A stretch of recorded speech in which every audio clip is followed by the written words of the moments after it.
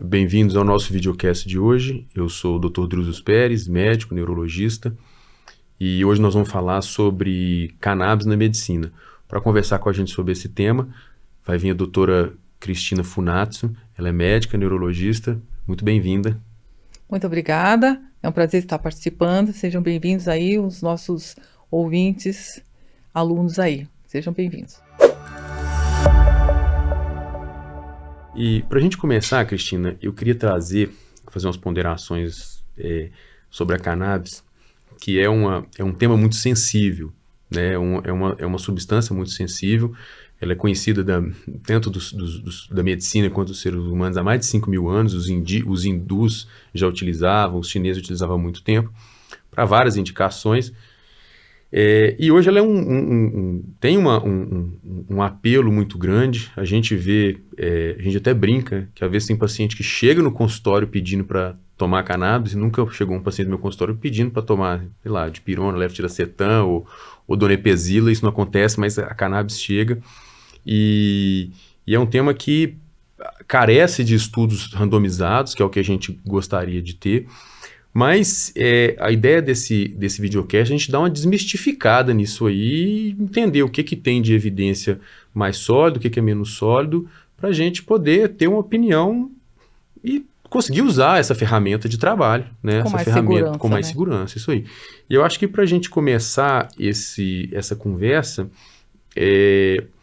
podia falar um pouco para a gente como que ela funciona, qual que são os receptores, o que tem na cannabis assim que afeta o sistema nervoso central, onde vai afetar. Acho que começar por esses aspectos. Legal, eu gostaria de dar algumas informações, é claro, até para estimular. Eu encontro nessa molécula uma ferramenta a mais, uma oportunidade a mais, né, de tratamento. Mas o que eu vou estar falando talvez não estimule tanto, no sentido de que não é uma molécula tão simples de ação. Ela tem alguns vieses, inclusive associado aos outros elementos dela. Bom, como é que isso começou? Então a gente sabe que a cannabis, a planta em si, né, veio migrando aí através de milênios e intuitivamente se observava que apresentava alguns efeitos, alguns recreativos, outros medicamentosos. Era a medicina, entre aspas, baseada na evidência. O boom mesmo, o interesse maior, cresceu quando o Dr. Rafael Mechoulam, na época de 1960, 68, agora não me lembro direito, descobriu, ele conseguiu evidenciar a molécula em si. A molécula que ele evidenciou primeiro foi o THC, assim chamado, que é o tetrahidrocannabinol. Então, o que acontece? Na planta cannabis, que existem várias espécies, e essas espécies, o que acontece nessas espécies? A concentração dos elementos muda. Então, a gente tem mais interesse em algumas das espécies, né? E farmacologicamente, até para fazer o extrato, é claro que é melhor se tiver um cultivo quadradinho, né? Que fica mais fácil de dosar todos os elementos. Mas o THC foi o primeiro elemento que ele descobriu e conseguiu observar que tinha uma importância muito grande para a espasticidade e dor.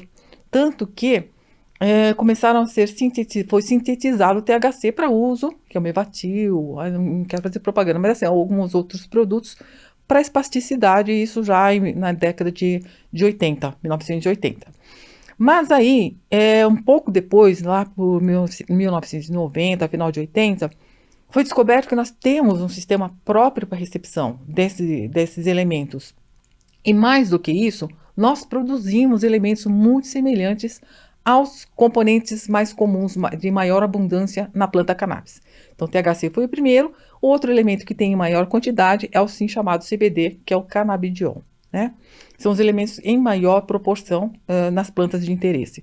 Então, descobriu-se que além desse sistema que nós temos, nós produzimos elementos de situação de ação muito semelhante, molecularmente também muito semelhante, só que são efêmeros.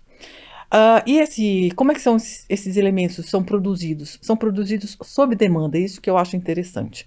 Ou seja, eles não estão circulando o tempo todo. Ou até estão porque a gente necessita para manter o equilíbrio. Então, qual é a importância do sistema endocannabinoide?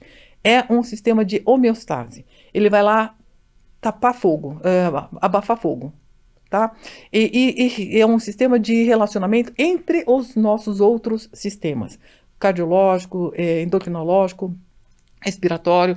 Então, ele consegue fazer a homeostase de acordo com fatores agressores, lesionais ou não, crônicos ou agudos.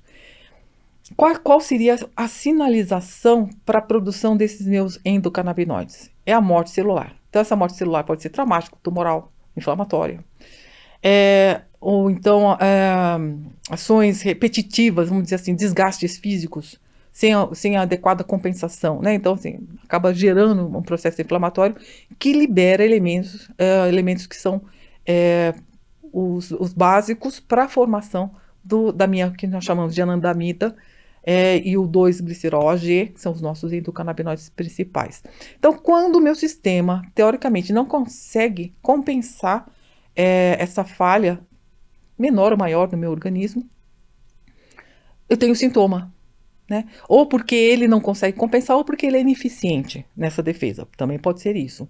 Existem algumas linhas em pesquisa mostrando que algumas das doenças são manifestas porque o meu sistema não é suficientemente capaz, não é suficiente, ele tem um defeito, né? Vamos dizer assim, não tem capacidade produtiva básica e por isso a doença se manifesta, e não somente como compensador. Né? Pode ser uma falha do sistema mesmo.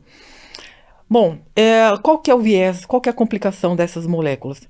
A complicação está mais em relação ao canabidiol. O canabidiol, na verdade, todos os elementos são extratos da planta cannabis. Nós temos mais de 600 elementos. Cada dia se descobre um elementozinho mais na química aí. Mas são lipídicos. Então, sendo lipídicos, eles se distribuem bem onde tecido gorduroso e sistema nervoso central é gordura, né? Banha de melina é a Sim, própria e gordura. acabam. A questão do tecido gorduroso é que ele acaba infiltrando também. Infiltra. Então, paciente com maior sobrepeso é um problema. Paciente com gordura hepática, a gente tem que tomar um cuidadinho a mais.